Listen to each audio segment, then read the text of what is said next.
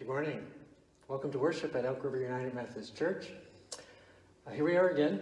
I'm in front of my phone, and Dale is running the board, and Lois is helping play, and Doreen. We have Mary back at doing that projection today. We continue with this, but today we're going to start a new series in looking at what it means to have calm in anxious times, how to rock calm in anxious times. And what we'll do over the next few weeks is actually look at how it is that we can do that, and how it is that we can do that in a way that we have not been doing that as a society or as a nation, and maybe this can be the impetus to help us move to where we can know calm and know what it is to really have a sense of groundedness. So, welcome to worship, those who are in the congregation, those who are visiting through the Facebook Live, and those who will watch us later today as you go to our website at erumc.org. This time we'll have the reading of the scriptures as Lois shares from the 4th chapter of Philippians.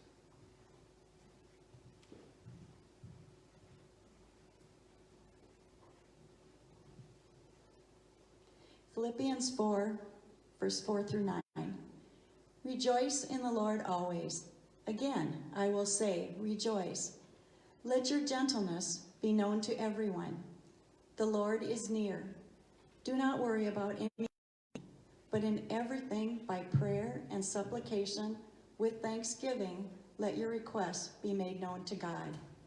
And the peace of God, which surpasses all understanding, will guard your hearts and your minds in Christ Jesus. Finally, beloved, whatever is true, whatever is honorable, whatever is just, whatever is pure, whatever is pleasing, whatever is commendable, if there is any excellence, and if there is anything worthy of praise, think about these things. Keep on doing the things that you have learned and received and heard in me, and the God of grace, of peace, will be with you.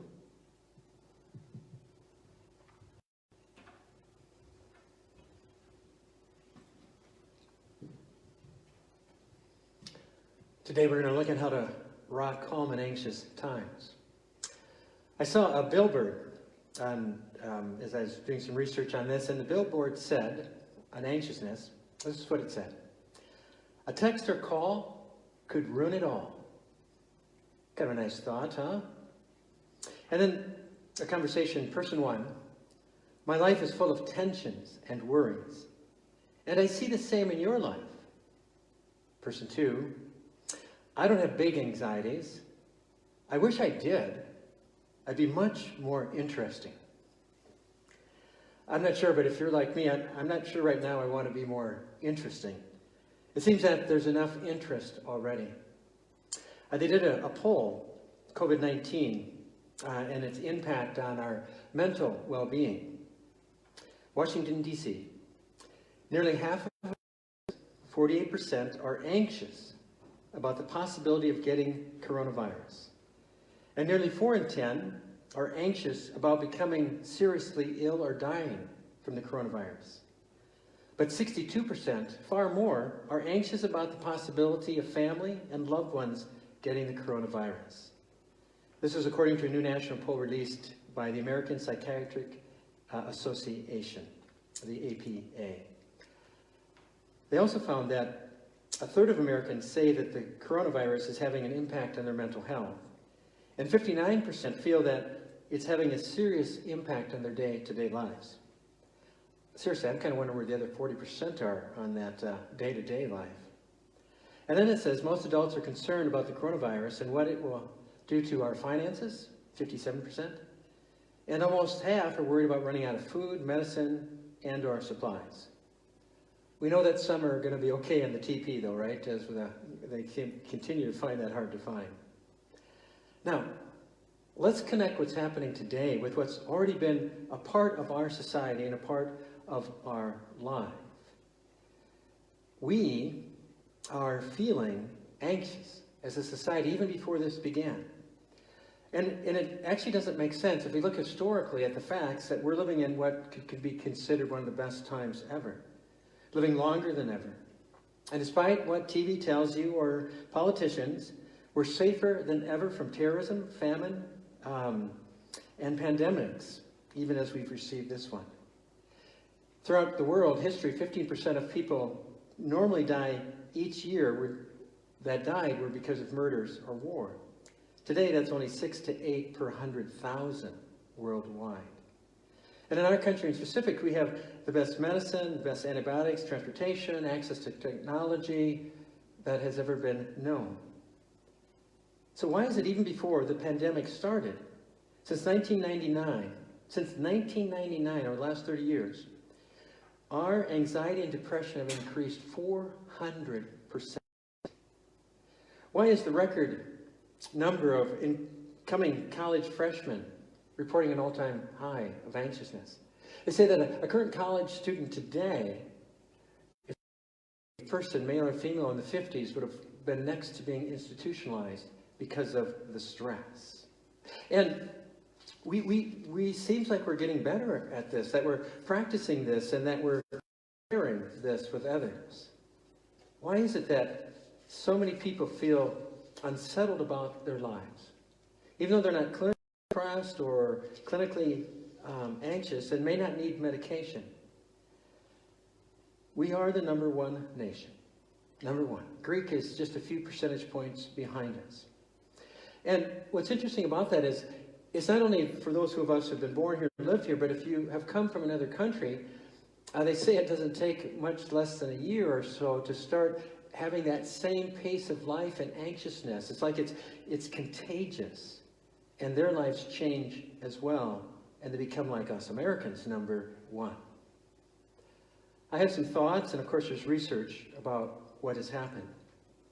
But let's suffice to say we've lost our way. We've lost our way. And what does it mean to lose your way? It means, of course, right, that we're not sure where we're going. And even maybe we're not sure how we're going, we're not sure how we are to be as we're on that journey. We're not comfortable with where we're at, so we want to go someplace, and we're looking for something that will take away what we think we're missing. And so we become anxious. Part of that is, we know from research that we want to have a, quote, perfect life. We have expectations that everything should be the way that's most beneficial to me and to my family who are closest to me and those who are most like me. Thus we have the racism, thus we have that which, not just race, but for economics, that we want it for those who are most like us. And so we have expectations of what it should be like. We don't sleep. We don't turn it off, life, that is. We don't turn off our phones. Finding in young people today, young people from adolescence into young adulthood and into the 30s, that we've become so using of our phones that it's shaping how our neurons even work in our brain, and it's not for good. We don't know how to sometimes have conversations. They're finding with new employees that they don't know how to have a phone conversation. They don't know how to communicate because it's all been over the phone or through the computer, through the internet. We don't turn off, and it's not just them. We've learned it as well. How many of you will be at the table and all of a sudden a conversation comes up? Not that I would do this, but I just did this, and all of a sudden you bring the phone up to look up something instead of staying engaged. Or you're watching a show and you're on the phone texting and other things. And there can be a gift. On Easter we were able to Zoom with our kids and grandkids, and it was a great festive time. But we don't turn it away. We don't know how to recreate. Recreation so often no more is that about restoring us. It's about getting it in. I know of a person whose recreation meant that they had to have the best of everything, if that was four-wheelers or boats or trailers. And again, in of themselves, these aren't harmful, but it became the sole purpose, and then they couldn't recreate because they had to work the extra hours to pay for them. Well, we're paying for it now. We're paying for it big time. We eat too much. We're the most obese. We are the most addicted society. We're the most in danger of having mental health issues. We are, right now, the ones in some ways that are most anxious. And anxiousness has a sense of contagiousness about it. Doc Dave, who lives next door, was telling me a story that happened back in Upper Peninsula of Michigan when he was a doctor there. They came in later to the clinic, but it was a big game, a sports game, and everyone was gathered for it, and it was exciting, and the cheerleaders were down on one side of the bleachers next to the pop machine, and there's some pop spilled, but all of a sudden, one of the cheerleaders collapsed and actually had convulsions, spasms on the ground. And of course, people went immediately, and then all of a sudden, this cheerleader next to her collapsed and also was convulsing. And then the next, and the next. And so they thought maybe they had got a jolt because the pop machine was there, and that maybe the electricity with the pop on the floor had caused it, or maybe they'd eaten something. So as Doc Dave was going through the steps, where had they eaten, what had they had, they checked the pop for any electrical current, and nothing showed. And then in the conversation, the first woman, the young lady that had fallen, found out that because of the excitement, she hadn't eaten for 12, 24 hours. And her blood sugar level most likely become where, and pardon the Doc Dave if I don't tell this right, but my version is that it wasn't correct. And so that was the reason. The others collapsed because they identified so closely with her in that environment of excitement, in that environment of heightened attention in a way, that they fell into the same thing with her. That's a part of what anxiousness can do. Anxiousness can come a part of us now in our society, and that's what's been coming before this. And I wonder sometimes if the pandemic can't be, if we're in our faithful walk, become kind of that which catches us and gets our attention and hopefully has us say we can't continue to live the way we were. We see it, right? The home editions of Jimmy Fallon or the other comedians, the newscasters, and some of them's like, wow, I have children, wow, I have a home, wow, it's actually okay to spend time together. We also know there's been some heightened anxiety about that, of course, as one doesn't know how to be with each other. But it's changed how they see life and maybe what is expected about life. And I think, as those who follow Jesus Christ, it should be the change that we call for in our life. Because we've not had much than others. We have also pursued the perfect life. We have also not turned it off. And we have believed so clearly that more will make it right. It's almost like we're playing the lottery, not just the pull tabs or the lotto when it gets to be multi-millions, but we're playing the lotto of the perfect job, or the perfect income, or the perfect relationship, or the perfect boat, or the perfect church, the perfect whatever it may be, that somehow is going to make up the difference, become that silver bullet that will bring us peace. Some of that which will somehow calm us. In this next few weeks, we're going to be looking at how it is that we find true calm, using an acronym from Max Lucado's book, Anxious for Nothing, Finding Calm in a Chaotic World. You can go to Amazon if you'd like to read along with that as we do the series. But calm stands for, first, is celebrating God's goodness. Second, ask God for help. Third, leave your concerns with God. And last, meditate on good things, the gratitude. The calm, celebrate God's goodness. How is it that we remain calm? Well, I think I need to say a word as we really set up this series that, first of all, we have to understand that anxiety isn't the enemy. How many of you have the dashboard in your car and you've had the engine light come on, or the low on oil light come on? There's a purpose, isn't there? I know two stories of different people who've had children that didn't know that that light really was important. One literally driving the car until the engine froze from lack of oil. And then what went wrong? They're there for a purpose. Anxiety and fear is also there for a purpose. It's by God's design that we need something to be that which can catch our attention. Anxiety shows us what is a threat. So something that's new, something that's difficult, something uncomfortable, something that's scary can be that threat. And like the light, we need to assess how it is that we move on. Of course, we can overdo it, right? If somehow we see the light on the car means that the car is going to die, and since the car is parked in the garage must be faulty, and the garage is attached to the house, so I think we better get a new house. It can go too far, of course. So what they research is that we need to accept. And acceptance isn't believing that what's happening on the outside that's bad is good. It's not accepting that that's to be desired. It's not accepting that we're not feeling pain. It's not accepting what's real.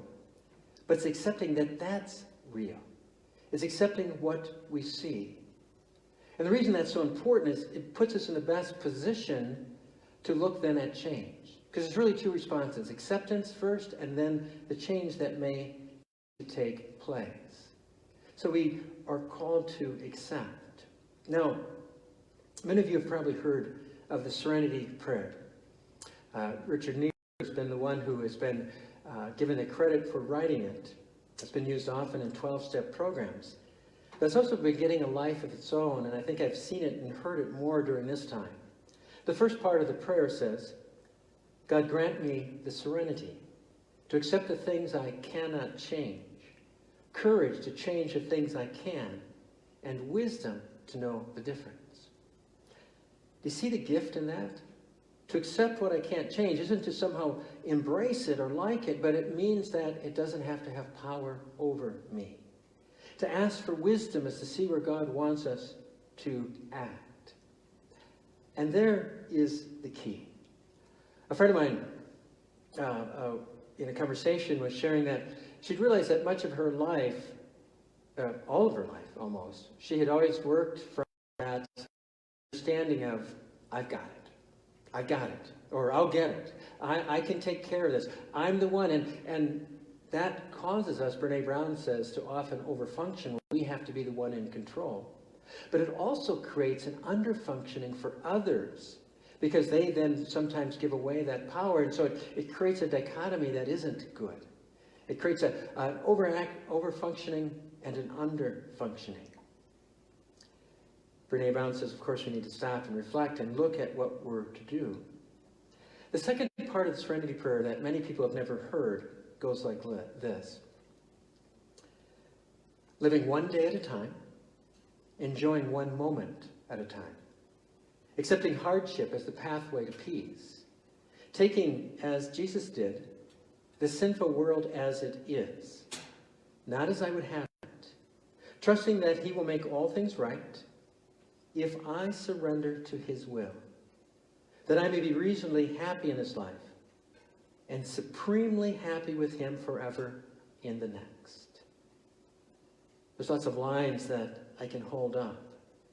One is to see that we want a good life, that it's a reasonable happy, because we live for a life that's greater.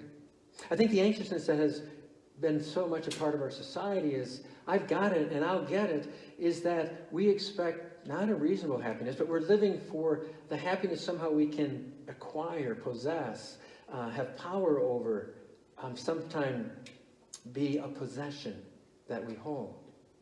Rather than we are here to be a part of God's work, and in doing that, we will find that true sense of peace and calm that God desires. Because I don't got it. I need God. And that can be as simple as I remember my daughter's wedding. Outdoor wedding, hot. Everything was going well until the musician had a crisis in the family and the singer couldn't come. That happened 12 minutes before the ceremony was going to start. And I remember, because I kind of can like control, and I've done lots of weddings, even though we were in conversation, it kind of was my baby in a way, in planning. And so I remember literally not knowing what to do and literally dropping to my knees and saying, oh God. And then the inspiration came. We get internet, we got download, we've got the person there running the sound. We downloaded the songs. I probably should have admitted that, okay. They were generic songs. We downloaded them and played them. And I got the thumbs up that it was working when we walked down the aisle, or the grass. It was an outdoor wedding. It doesn't always work out. That one did. But I know that there was a sense of peace once I dropped to my knees. I'll have to admit I had another drop to this morning because I'm trying to do something a little different with this anxiety and how to weave this together, and it wasn't always coming together. And I literally remembered that. And interesting enough, I didn't want to. I wanted to fight it like somehow I could get it.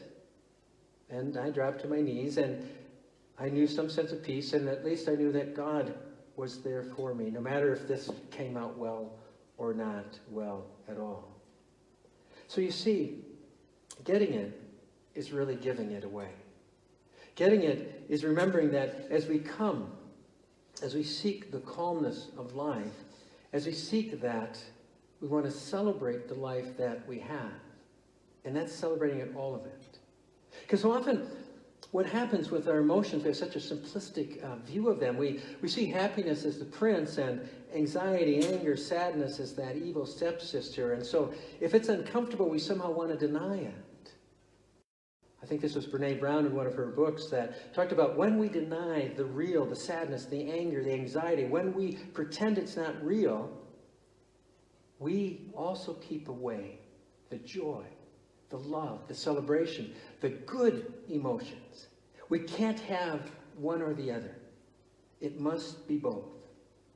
And if we spend the time on denial, we'll get very little of the joy. And so, as we seek to rock calm, to set our life on a new path, we are called to God. And it begins with a celebration of God's love for you and me. Because there's that other issue that we have. It's called sin. It's called actions that aren't helpful. It's called that which hurts relationships with others. Because sin really is about breaking relationships with God and with others and with ourselves. And we can't conquer that either. We celebrated the resurrection of Jesus Christ risen last Sunday. The one who took that sin so that we could give it away and not try to get it right ourselves. That we could live with a calmness and a freedom. And it begins with celebrating that gift. Celebrating what God has done for you and me. And so we're going to take a look at the calm and more of Philippians as the next few weeks come. I invite you to be a part of that. I invite you to go to our website, erumc.org. We'll be posting daily devotions and conversations to have. We'll do that through our Facebook as well, Elk River United Methodist Church. Search that on Facebook. And I invite you to be a journey, and I invite you to send in to me my email's on that as well. You can find that and send conversations, and where you've seen anxiousness at play in harmful ways, and where you've seen it acknowledged, and where you've seen people act in ways that no longer let it imprison them. The song we're going to sing now is an old hymn. It's called "It Is Well With My Soul." It was written by Horatio Spafford, who had tragic in his own life. The Great Chicago Fire caused incredible damage. Missionary's trip, he lost children. But as he continued to seek the presence of God and the promise of God that this world isn't the end, that he would be restored with those whom he loved, that he could look forward to that instead of somehow having that be the end, he knew that there would be a future. He gave his life to serve. He served in missions, but I always want us to understand serving is in the place you work. Another friend of mine shared this week where they were, that in their place where they give encouragement, it helped one person find a different purpose because of their words. So we serve wherever we are. Seek now a sense of calm. Seek to celebrate God's gift of forgiveness. Seek to celebrate God's gift of presence. And we're going to go on because there's more pieces we need to put in place. So I invite you to join with that conversation and devotions and join us next Sunday. Let's join now as we join in singing